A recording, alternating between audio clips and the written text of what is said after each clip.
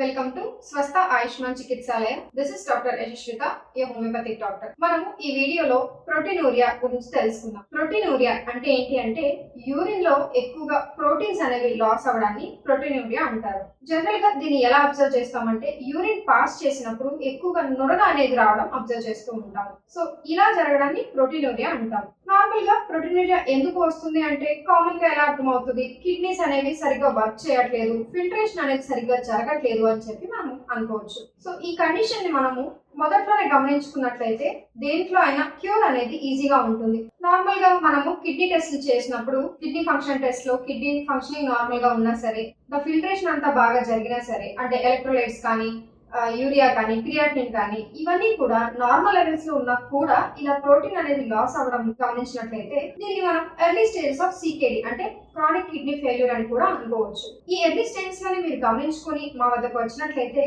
దీనికి క్యూర్ అనేది the best గా ఉంటుంది. ఈ సికేడి గురించి మీకు అవగాహన లేకపోతే దీని గురించి నేను ఆల్రెడీ ఒక వీడియో చేసినాను. సో మీరు మా స్వస్థ ఆయుష్మాన్ క్లినిక్ ఛానల్ చూసి దాని గురించి అవగాహన పొందవచ్చు. మనము ఈ కిడ్నీ ఫంక్షన్ టెస్ట్లే కాకుండా ఈజీఎఫ్ఆర్ అంటే గ్లోమెరులర్ ఫిల్టరేషన్ రేట్, ఈ రేట్ ని మనం చెక్ చేసినట్లయితే కిడ్నీ ఎలా ఫంక్షన్ చేస్తుంది, దీంట్లో ఫిల్టరేషన్ అనేది ఎలా జరుగుతుంది అనేది క్లియర్ గా అర్థమవుతూ ఉంటుంది. ఈ టెస్ట్ లో ఏం జరిగింది అంటే ఈ ఫిల్టరేషన్ రేట్ అంటే ఫర్ ఎగ్జాంపుల్ మనం ఒక ఫుడ్ తీసుకున్నప్పుడు నోటి దగ్గర నుంచి మిగతా బాడీ పార్ట్స్ అన్నిటికీ పాస్ అయ్యే వరకు న్యూట్రియంట్స్ అన్ని కంప్లీట్ గా అబ్జర్వ్ అనేది జరుగుతుంది. ఇలా జరిగిన తర్వాత మిగిలిన last stage of toxic material కానీ ఏదైతే అంతా అబ్జర్వ్ చేసుకున్న తర్వాత మిగిలిన మెటీరియల్ కానీ కిడ్నీలో అనేది ఫిల్టరేషన్ జరుగుతుంది. ఇలా ఫిల్టరేషన్ జరిగిన తర్వాత కిడ్నీ అనేది అవసరమైనంత వరకు అబ్జర్వ్ చేసుకుని అనవసరమైన మెటీరియల్స్ అన్నిటిని ఎక్స్క్రీట్ చేయడం స్టార్ట్ చేస్తుంది, అంటే యూరిన్ ఫామ్ లో బయటకు పంపిస్తూ ఉంటుంది అనమాట. ఇలా ఎప్పుడైతే ఎక్సెసివ్ గా ఉన్న మెటీరియల్ అన్నిటిని ఎలిమినేట్ చేస్తూ ఉంటుందో కిడ్నీ అనేది క్లియర్ గా ఫంక్షన్ చేస్తున్నట్టు మనం అర్థం చేసుకోవచ్చు. ఈ ఈజీఎఫ్ఆర్ టెస్ట్ ఎప్పుడైతే మనం చేపిస్తామో దీంతో పాటు కిడ్నీ ఫంక్షన్ టెస్ట్ అని చెప్పి ఇంకా యూఎస్జీ ఆఫ్ అబ్డామెన్ అంటే అబ్డామెన్ కూడా క్లియర్ స్కాన్ చేయడం వల్ల ఈ కిడ్నీ అనేది ఎంత సైజ్ లో ఉంది, ఎంత డిఫెక్ట్ అయింది, లేదంటే ఎలాంటి చేంజెస్ వచ్చాయి అని చెప్పి ఇందులో మనకు తెలుస్తూ ఉంటుంది. ఒకసారి ఈ టెస్ట్లన్నీ చేయించుకున్న తర్వాత మీరు అబ్జర్వ్ చేసుకున్నట్లయితే క్రియాటినిన్ లెవెల్స్ చేంజ్ అవడం మెల్లమెల్లగా, దాంతో పాటు యూరియా లెవెల్స్ కూడా చేంజ్ అవడం ఇలాంటివన్నీ జరుగుతూ ఉంటాయి. సో ఎప్పుడైతే ఈ యూరిన్ పాస్ చేస్తున్నప్పుడు నురగ ఫామ్ అవుతూ ఉంటుందో దీన్ని మనం ప్రోటీనూరియా అని డిఫైన్ చేస్తామని ఇందాక చెప్పాను కదా. సో ఇలా ఎందుకు జరుగుతుంది అంటే బాడీలో ప్రోటీన్ అబ్సార్ప్షన్ అనేది తక్కువగా అవుతూ ఉండడం మనం గమనించుకోవచ్చు. ఇలా ఎక్కడైతే బాడీలో అంటే ఈ ఫిల్టరేషన్ జరిగినా సరే ప్రోటీన్ కంటెంట్ అనేది ఎక్కువగా ఉన్నప్పుడు బాడీలో రీఅబ్జార్ప్షన్ అనేది సిస్టమ్ జరుగుతూ ఉంటుంది.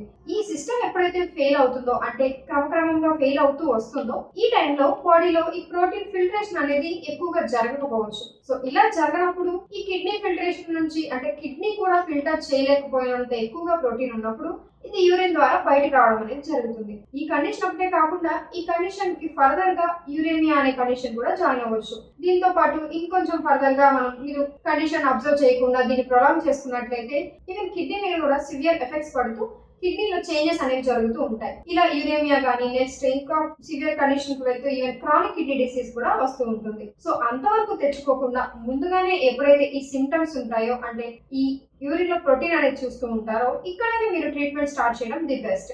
మనం జనరల్ గా ఒక పేషెంట్ ని చూసినట్లయితే బాడీ అంతా నీరు పట్టినట్టు ఉండడం, కాళ్ళలో నీళ్లు చేయడం, లేకపోతే ముఖం అంతా ఉబ్బినట్టు ఉండడం, ఇలా చూసినప్పుడు ఎవరైనా సరే ఏంటి కిడ్నీ సరిగా వర్క్ అవ్వట్లేదు అనే డౌట్ వస్తూ ఉంటుంది.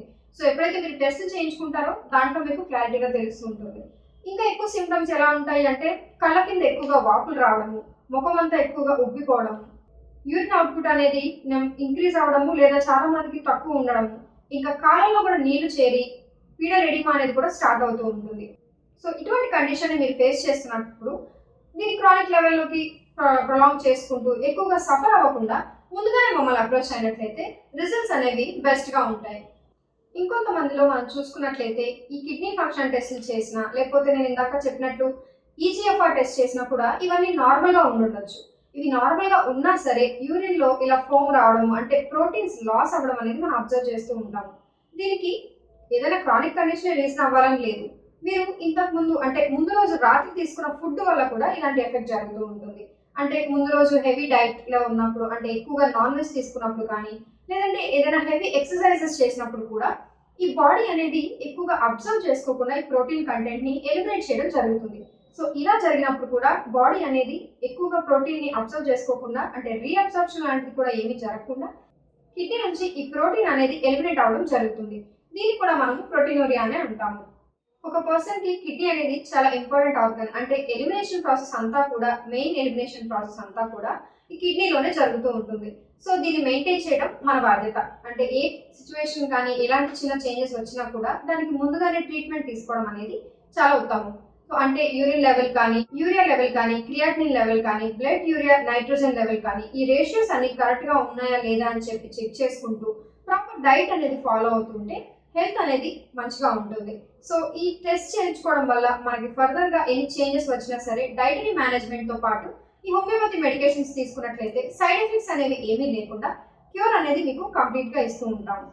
సో ఈ కిడ్నీ ఫంక్షన్స్ అనేవి నార్మల్గా లేనట్లయితే, లేదంటే ఎర్లీ స్టేజెస్లోనే జరిగే డిఫెక్ట్స్ అన్నిటిని మనం గమనించుకొని డైటరీ చేంజెస్ కూడా చేసుకుంటూ హోమియోపతిక్ మెడికేషన్స్ వాడినట్లయితే ఎనీ సైడ్ ఎఫెక్ట్స్ అనేవి లేకుండా మీకు క్యూర్ అనేది ఇవ్వడం జరుగుతుంది.